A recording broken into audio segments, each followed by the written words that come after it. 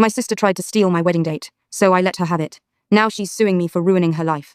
I, 26'5", have been engaged to my fiancé, Leo, for 2 years. We've had our dream venue, a historic glass conservatory, booked for 18 months. Our date was set for June 14th. It's a very specific high-demand spot that usually has a 3-year waiting list. My sister, Chloe, 24, got engaged 3 months ago. Since then, she has been obsessed with my wedding. At first, I thought she was just excited, but then she started asking weird questions like, are the deposits refundable?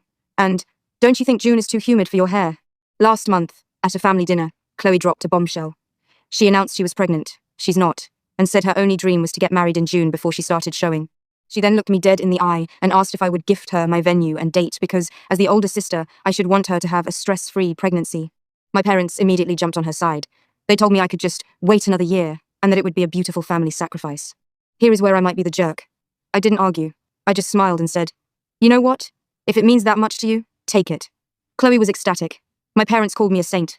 The part I didn't tell them, Leo and I had actually decided to elope in Iceland 3 weeks prior to this dinner. We had already sent a formal cancellation email to the venue that morning.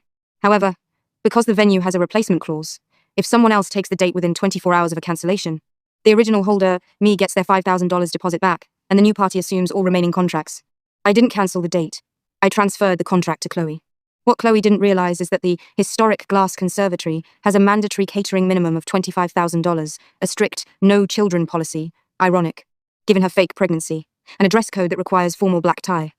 Chloe's budget is about $5,000 total, and her fiancé's family is very backyard barbecue style.